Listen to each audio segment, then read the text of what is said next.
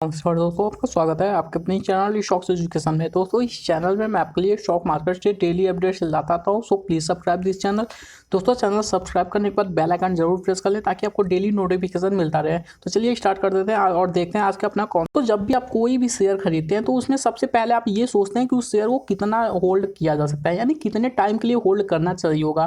लेकिन सबसे पहले मेरे हिसाब से खरीदने से पहले आपको उस शेयर को लॉन्ग टर्म के लिए ही खरीदना चाहिए। लेकिन अगर लॉन्ग टर्म के लिए आप होल्ड नहीं कर पाते वो अलग मैटर है, लेकिन आपको उसका फंडामेंटल प्लस टेक्निकल व्यू दोनों देखने के बाद ही उसको बाइंग करना चाहिए ताकि आपको एक अच्छी प्राइस मिल सके और साथ के साथ आपके कैपिटल की सेफ्टी भी मिल सके। क्योंकि आपको दोस्तों बहुत देखेंगे, बहुत से ऐसे पेनी शेयर्स होते हैं जो कि उनका फंडामेंटल बहुत बुरा हाल होता है। अगर लोन की बात करें या डेब्ट की बात करें तो उन पे इतना ज़्यादा होता है कि वो शायद पूरी लाइफ अपना लोन ही चुकाते हम रह जाएं। वो ऐसे में अगर इन्वेस्ट करते हैं तो उसमें क्या सेफ्टी आपको मिल सकती है कैपिटल की? कुछ भी नहीं। तो चलिए आज के अपने स्टॉक की बात कर लेते हैं और उसको एनालाइज करके देख लेते हैं क्या उसको लॉन्ग टर्म के लिए होल्ड किया जा सकता है।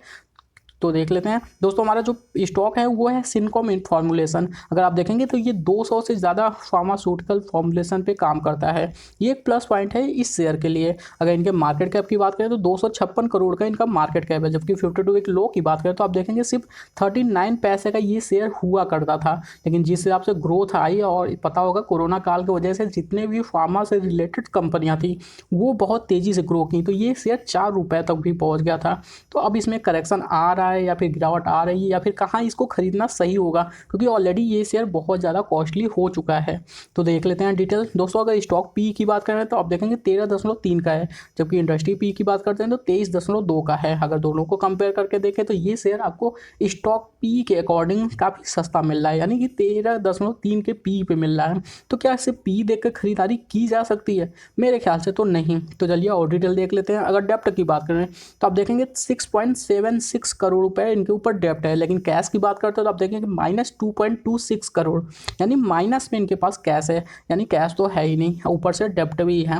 लेकिन लगातार ये अपना डेप्ट कम करते जा रहे हैं। तो ये एक प्लस पॉइंट हो सकता है कि कोई भी कंपनी अगर अपना डेप्ट कम कर रही है तो ये उस कंपनी के लिए अच्छी बात हो सकती है।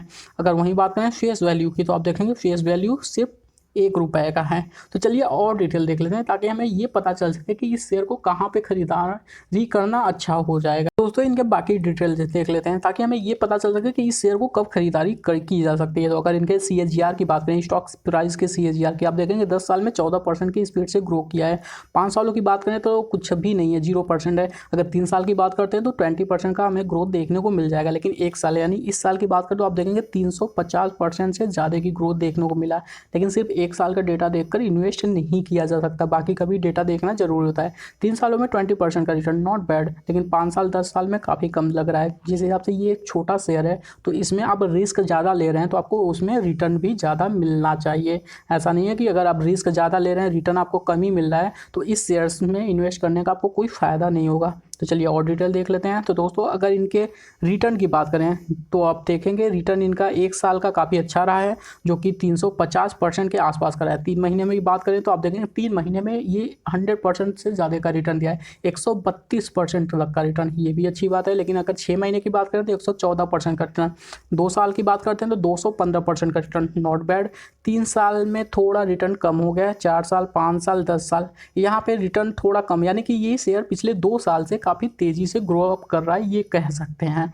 लेकिन अगर 1 महीने की बात करें तो आप देखेंगे ये बहुत मामूली सा इसमें करेक्शन देखने को मिला, -1.50% का। अगर 1 हफ्ते की बात करें तो ये शेयर लगभग 8.5% करेक्ट हो चुका है। 1 दिन की बात करें तो आप देखेंगे लगभग 2% करेक्ट हो चुका है। तो चलिए देख लेते हैं और डिटेल। दोस्तों, पूरा डिटेल यानी पूरा एनालाइज करने के बाद ही हम इस पूरे निष्कर्ष निकालेंगे कि इस शेयर में इन्वेस्ट करना चाहिए, और करना चाहिए तो किस प्राइस पे करना चाहिए। तो चलिए और डिटेल देखते हैं। तो दोस्तों, ये इनका रिजल्ट है जो कि जून 20 से सितंबर 20 को कंपेयर करता है। तो देख लेते हैं।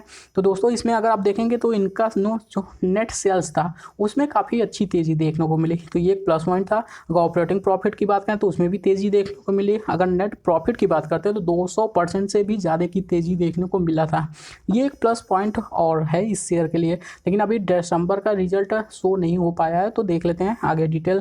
तो दोस्तों अगर और डिटेल देखते हैं, अगर प्रमोटर्स होल्डिंग देख लेते हैं कि कहीं कम हो रहा है कि ज़्यादा हो रहा है, तो आप देखेंगे सितंबर 20 दिसंबर 20 दोनों में प्रमोटर्स की होल्डिंग 40.48% की है, यानी उन्होंने अपनी होल्डिंग को नहीं बेचा है, नहीं और ख़रीदा है, बाकी और किसी ने होल्डिंग इसमें इन्वेस्टिंग की नहीं है।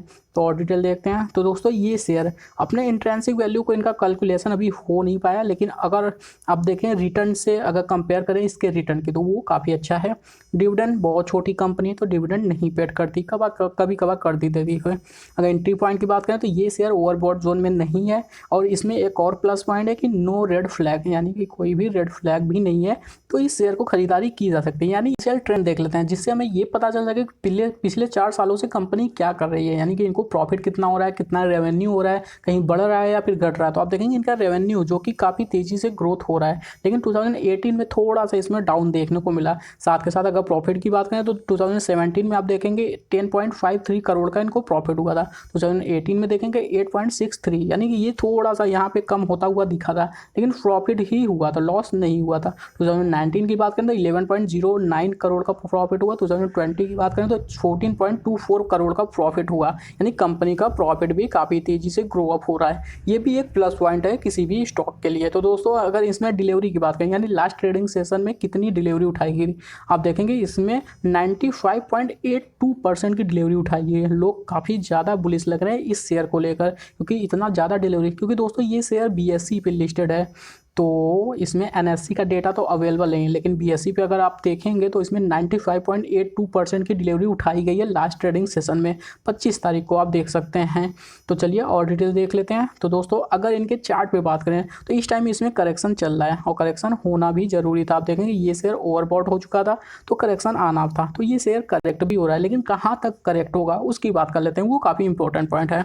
तो दोस्तों अगर इनके सपोर्ट की बात करें तो पहला सपोर्ट क्या हो सकता है, यानी कहाँ पे ये शेयर रुक सकता है, क्योंकि करेक्शन तो स्टार्ट हो चुका है, तो कहाँ तक करेक्ट होगा। तो पहला लेवल मुझे लग रहा है 3 रुपये का होगा, तो 3 रुपये पे जाकर ये अपना सपोर्ट ले सकता है, लेकिन अगर उसके नीचे जाता है तो नेक्स्ट 2 रुपये 75 पैसे का नेक्स्ट सपोर्ट होगा, और वहाँ से ये शेयर बाउंस बैक करना चाहिए, क्योंकि फंडामेंटली स्ट्रांग है, फंडामेंटली में कोई दिक्कत नहीं है, बहुत ज़्यादा डेप्ट भी नहीं है, डेप्ट भी कंपनी काफ़ी तेज़ी से कम कर रही है, तो जल्दी ये शेयर डेप्ट फ्री भी होता हुआ आपको दिख जाएगा। तो फंडामेंटली कोई दिक्कत नहीं है, लेकिन हाँ वैल्यूएशन थोड़े महंगे हो चुके हैं, क्योंकि आपको पता होगा 39 पैसे का ये शेयर 4 रुपये तक गया, तो जाहिर सी बात है बीच में थोड़ा तो रेस्ट करेगा। और आपने देखा होगा लास्ट टाइम जब इसमें करेक्शन आया था तो बहुत ज़्यादा करेक्शन नहीं आया था, उसके बाद इस शेयर ने फिर से बाउंस बैक किया था जब ये ओवरबॉट हुआ था।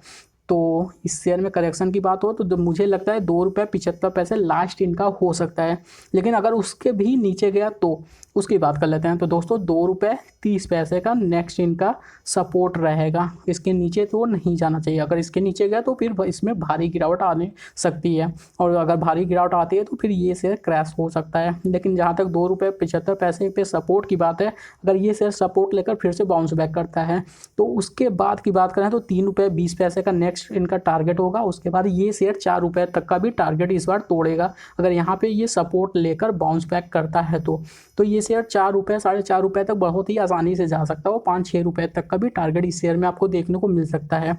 तो अगर फ्रेश एंट्री की बात करें तो हमें कब करना चाहिए, तो अगर ये शेयर 2 रुपये 50 पैसे तक जाता है तो आप अपने कैपिटल का पहला इंस्टॉलमेंट इसमें पेड कर सकते हैं, यानी लगा सकते हैं। अगर ये शेयर आप कहेंगे 3 रुपये के नीचे नहीं गया तो क्या करेंगे, तो दोस्तों 3 रुपये पे भी अपना पहला इंस्टॉलमेंट अगर आपको ज़्यादा रिस्क लेना है तो लगा सकते हैं, क्योंकि 3 रुपये पे ये शेयर काफ़ी कॉस्टली है।